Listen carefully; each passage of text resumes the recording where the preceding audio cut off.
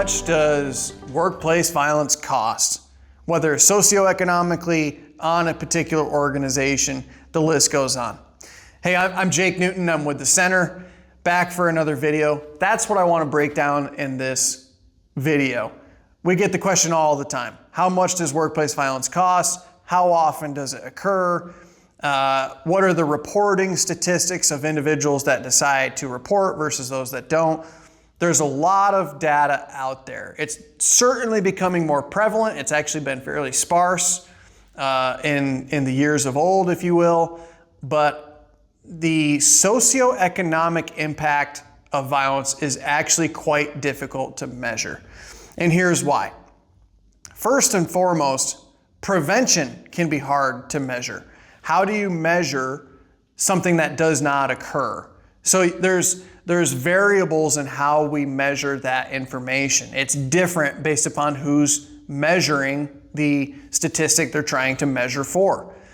However, on the opposite side of this, when information does happen, or when cases rather happen, incidents happen, that's more concrete. We can look at the measurable costs from violence that occurs. Lost revenue, time away from work, the insurance costs, workers' compensation claims, the costs associated with that for specific individuals, the cost to repair facilities or repair machinery or implement various security measures after the fact to prepare for the future. All of those things we can put a direct cost to. It's hard, however, to measure things that are intangible, such as lost productivity or morale going through the tubes, whatever those kinds of things are that are more difficult to associate. So how do we use this information to our advantage? Well, there is information being published, but we need to be looking at as much information as we can and kind of look at the averages. For example, there's one study that was recently released that showed the impact on mass shootings for retail organizations is to the tune of about $27 billion in lost revenue. That's a staggering number. And what they also found is that the impact isn't just at the local site, it also goes out from that local site over a mile, that it has that impact. That is staggering information and very useful to know. But is there other information we can look at to help round out the conclusion we might be trying to make, or the conclusion we think we might have? But that's also useful to know, as well as ensuring that we're not using this information to not get into a bias, not using the statistics to justify a claim we're trying to make, and letting the statistics speak as they are.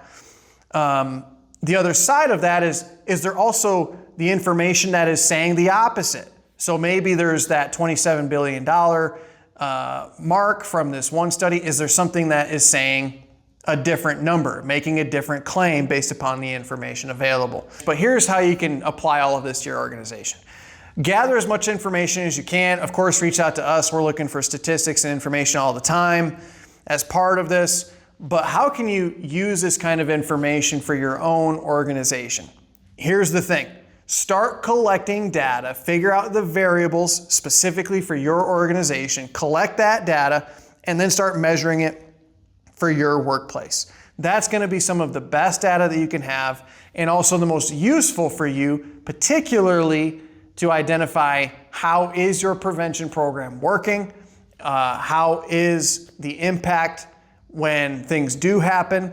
Start measuring these different cases within your own business, your own organization, so then you can start using that information to make your program better and help keep your people safer based upon what you're able to collect and analyze. So that's all for this video. Thank you so much for watching. If you have questions, reach out. We'd be happy to help you. Subscribe to our newsletter. Go to cpps.com. You'll see the pop-up, or you'll find the page. Subscribe to the Centerfold. In the meantime, cheers.